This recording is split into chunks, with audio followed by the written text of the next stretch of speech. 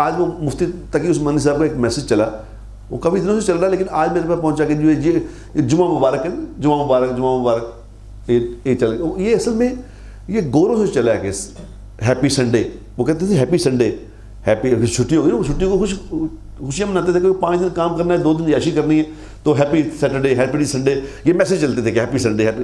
وہی ہم نے بھی وہی شروع کر دیا کہ آج جمعہ مبارک جمعہ.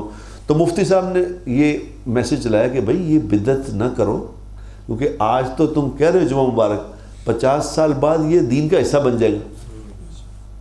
جب 50 سال بعد کوئی یہ بات کہے گا کہ جناب یہ جمعہ مبارک تو ٹھیک نہیں ہے, تو کہیں گے یہ تو وہابی ہے. کیونکہ آج جو صحیح بات کرتا ہے اس کو کیا کہتے ہیں, ہونا وہابی. یہ نیا لفظ نکالا وہابی. اس لیے اس کو صحیح بات کرنا ضروری ہے. یہ جمعہ مبارک اگر کوئی کہتا ہے تو خدا کے لیے ہٹ جائے اس سے.